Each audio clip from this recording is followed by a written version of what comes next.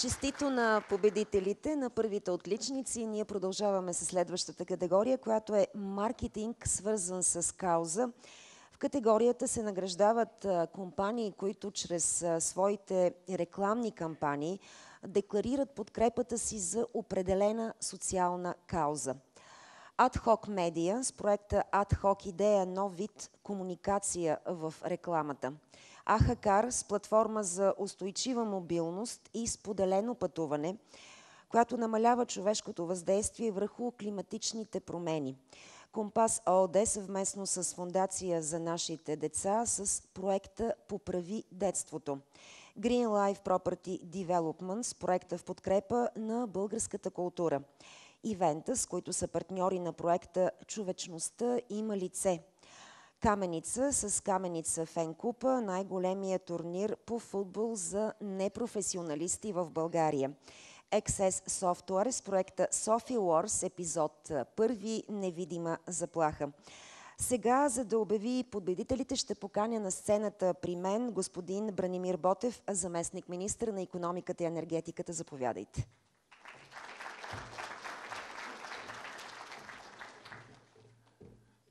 Уважаеми господин министър Адемов, уважаема госпожо Фандъкова, дами и господа и уважаеми членове на управителния съвет на Българския форум на бизнес лидерите. За мен е и удоволствие и отговорност да бъда на 11-годишното издание на наградите за отговорен бизнес и всъщност да си призная, че тогава, когато бях от другата страна, извън администрацията, извън правителството, винаги съм искал точно това. Бизнесът да бъде по-социално ангажиран, бизнесът да бъде по-етичен, бизнесът да бъде по-отговорен и за да бъде всичко това така, ние трябва да направим необходимото. Но 11 години показват, че нещата отиват в правилната посока. Всъщност този форум влиза в тинейджърска възраст и дай Боже от тук нататък все повече да израства, все повече да трупа не просто опит, но сериозна подкрепа от всички нас. И най-важното, което е, би трябвало посланието да е ясно за хората извън бизнеса. Когато бизнесът е отговорен, когато бизнесът е социално ориентиран, когато в него има етика, той ще върши и тази своя роля в обществото, за която всички ние се надяваме да помогне то да върви напред. Благодаря ви. Сега ще имате честта да обявите наградените. Това е третата награда. Така.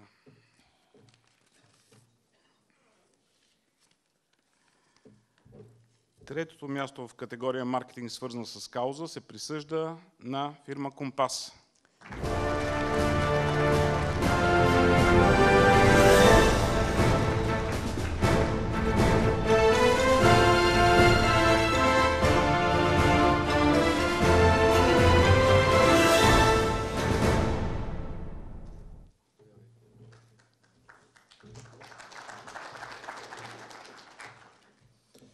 Добър вечер, дами и господа. Изключително съм изненадан и развълнуван, сигурно ще го разберете по гласа ми. Когато стартирахме този проект, ние не планирахме да получаваме награди. И аз наистина нямам подготвена реч, в която да благодаря на всички, които трябва да благодаря. Но с удоволствие ще разкажа няколко думи повече за проекта, съвместния проект с фондацията. Когато преди 4 години стартирахме този съвместен проект, нашата цел не беше да лансираме на пазара още един добре изглеждащ качествен продукт, който да бъде подкрепен малко по-нетрадиционно маркетингово. Ние си поставихме две цели. Първата беше да дадем едно пълноценно, вкусно решение на майките за изхранването на децата. И втората беше нашия продукт да подкрепи социално значима кауза и то кауза свързана с децата. След първата ни среща с Фондация за нашите деца, ние бяхме сигурни, че това е нашия партньор. Подходът, който те предложиха за решаването на този наистина огромен проблем, беше според нас единствения възможен и единствения, който дава устойчиво и правилно решение на този проблем. А именно да бъде осигурено семейство за всяко дете. 4 години по-късно осъзнавам, че задачата, която сме си поставили, е била доста сериозна и не е по силите на една компания, една фондация, но съм убеден, че сме доста по-близо до изпълнението ѝ. Все по-близо според мен е деня, който ние мечтаем заедно. Денят, в който и последният дом за деца ще бъде затворен. Използвам случая да засвидетелствам огромното си уважение към целия екип на фондацията, към тези истински герои, които 24 часа в денонощието са готови да предложат своите услуги на нуждаещите се, да ги поздравя за това, което правят. Използвам случая и да призова всички колеги и властта в лицето на местната власт и на правителството да подкрепят тази кауза. Нека тя стане тяхна кауза, нека стане обща кауза. Сигурен съм, че не е нужно много, за да бъде постигната тази цел. Напротив, нужно е малко, но от повече хора. От всички нас.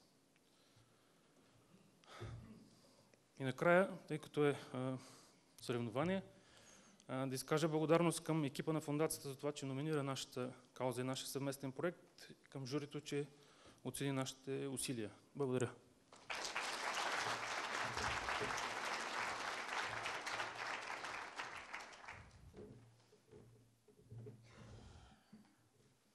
Това е втората награда в тази категория. Второто място в категория маркетинг, свързан с кауза, се присъжда на Каменица.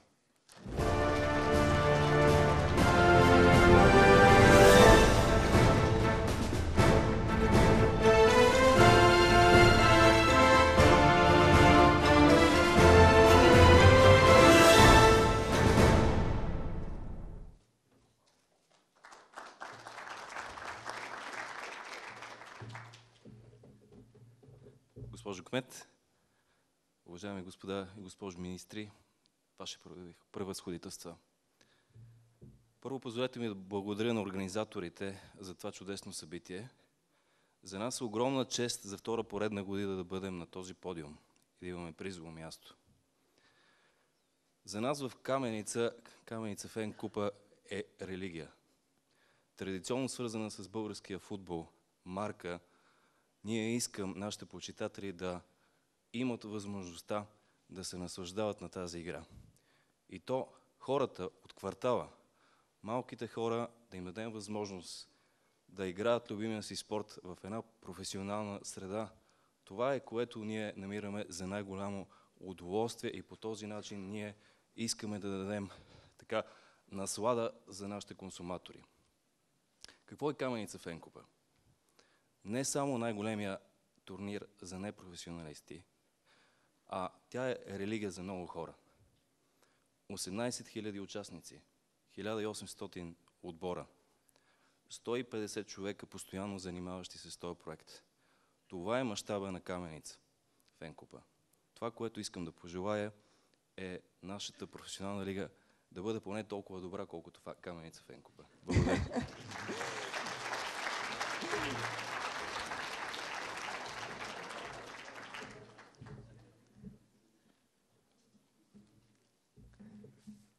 Първата награда за маркетинг, свързан с кауза.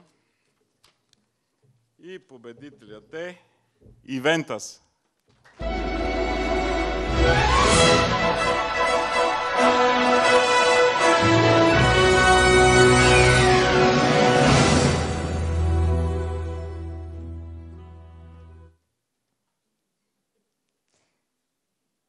Ето и представителите на Ивентас, заповядайте.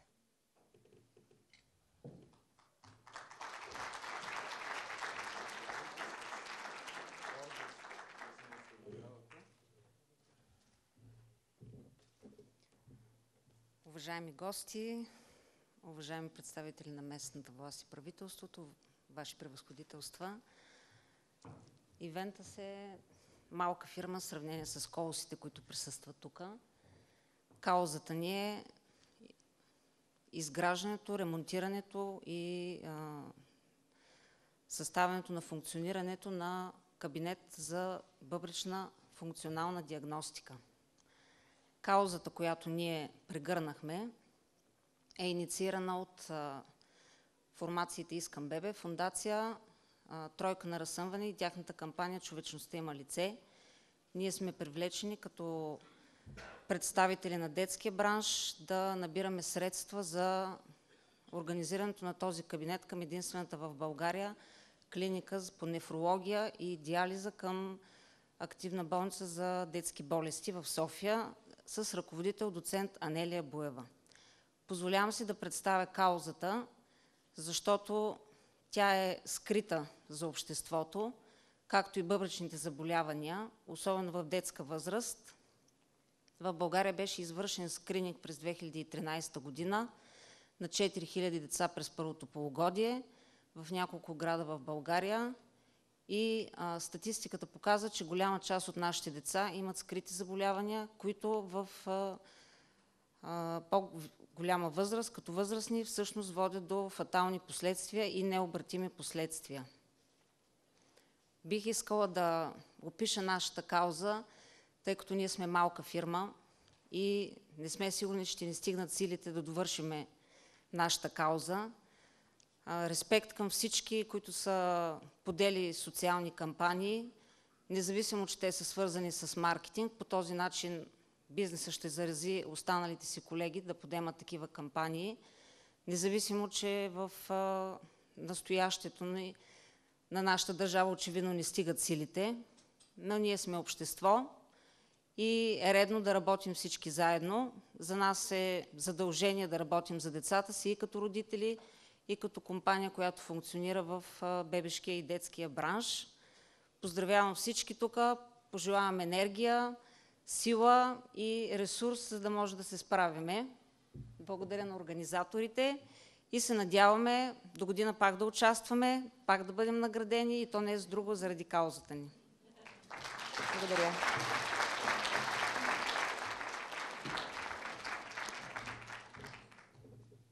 Позволете ми само няколко финални думи. Мисля, че всичко това, на което сме свидетели, показва само едно, че държава, бизнес и всички ние трябва действително да сме обединени за доброто, което можем да правиме и в името на доброто, което можем да даваме. И в духа на това, което каза госпожа Фандъкова, пожелавам ви от тук насетне не просто да сме заразени, а да сме хронично болни от доброта и никога да не се отървем от това.